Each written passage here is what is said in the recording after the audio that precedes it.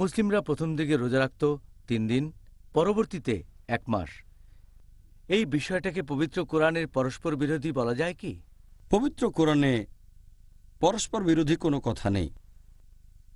আল্লাহ পবিত্র কোরআনে বলেছেন সূরা নিসা অধ্যায় নম্বর ৪ আয়াত নম্বর ৮২, আফালা ইয়াতাদাব্বারুনাল কুরআন ওয়ালাউ কানা মিন ইনদি গায়রিল্লাহ লাওয়াজাদু ফি ইখতিলাফান কাসীরা।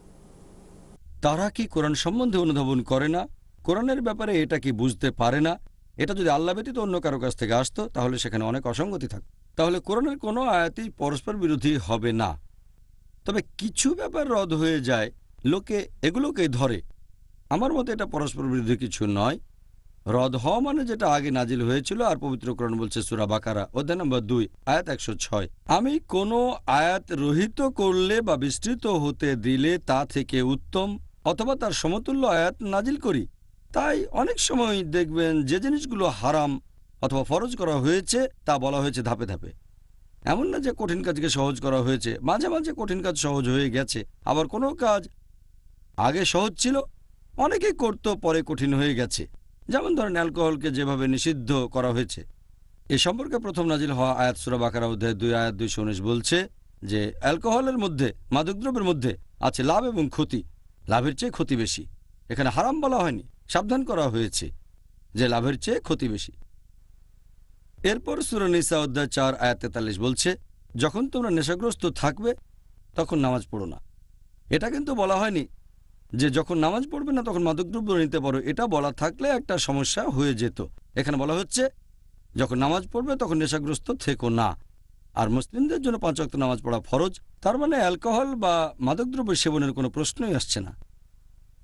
তবে হয়তো রাতে এশার নামাজের পরে বা ফজরের নামাজের পরে অনেকটা গ্যাপ থাকে। এরপর নাজিল করা হলো সূরা মাইদা অধ্যায় ৫ আয়াত ৯০, ইয়া আইয়ুহাল্লাযীনা আমানু হে মুমিনগণ, ইন্নামাল খামরু ওয়াল মাইসিরু, নিশ্চয়ই মদ পান করা এবং জুয়া খেলা, ওয়াল আনসাবু ওয়াল আসলামু, মূর্তি পূজার বেদী, ভাগ্য নির্ণায়ক স্বর, রিজসুম মিনাশ শাইতান, এগুলো সব শয়তানের কাজ। ফাজতানিবু লাআল্লাকুম তুফলিহুন, এগুলো বর্জন করো যাতে সফল কাম হতে পারো। তাহলে আমরা দেখতে পাচ্ছি যে অ্যালকোহল বা মাদকদ্রব্যকে নিষিদ্ধ করা হয়েছে ধাপে ধাপে।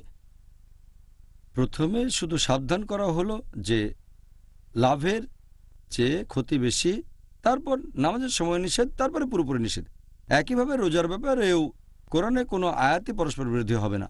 অনেকে এভাবে বলে যে কোরআনে এখন একটা বলছে তারপরে অন্য কথা। আমি তাদের সঙ্গে একমত নই। রদ করা মানে পরস্পর বিরোধী নয়। এর মানে হচ্ছে সূরা মাইদা অধ্যায় ৫ আয়াত ৯০, এর মধ্যে সেই দুটো আয়াতও আছে। এটা যখন সব সময় নিষিদ্ধ তাহলে নামাজ পড়ার সময়ও নিষিদ্ধ হবে।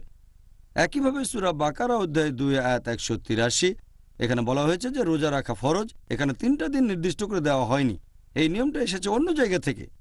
কোরআন নির্দিষ্ট করে বলেনি, শুধু বলেছে রোজা রাখা ফরজ। এরপর সূরা বাকারা অধ্যায় ২ আয়াত ১৮৫ বলছে যে তোমরা পুরো রমজান মাস রোজা রাখবে। তাহলে প্রথম দিকে মুসলিমরা যে মাসে ৩ দিন রোজা রাখত এটা তারা জেনেছিল অন্য জায়গা থেকে। যদি কোরআনে কথা বলতো যে মাসে ৩ দিন রোজা রাখবে, এমন হলে ১ মাসের কথাটা পরস্পর বিরোধী হয়ে যেত।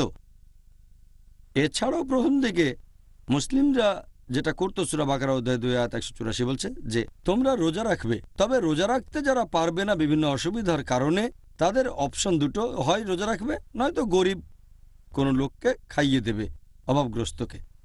তখনকার দিনে এটা ফরজ ছিল না। যদি রোজা রাখা কঠিন হয়ে যায়, রোজা থাকতে পারেন অথবা গরিব লোককে খাওয়াতে পারেন। রোজা রাখাটা বেশি ভালো, ফরজ না। এই আয়াতটা প্রথমে। তারপর যখন সূরা বাকারা অধ্যায় ২ আয়াত ১৮৫ নাজিল হলো তখন রোজা সবার জন্য ফরজ হয়ে গেল। প্রথম আয়াতটাতে বলা হয়েছে তাদের কথা যারা অসুস্থ, খুবই অসুস্থ, অথবা যারা অনেক বয়স্ক। তার মানে তাদের ইচ্ছা আছে কিন্তু শারীরিকভাবে তারা রোজা রাখতে সক্ষম না।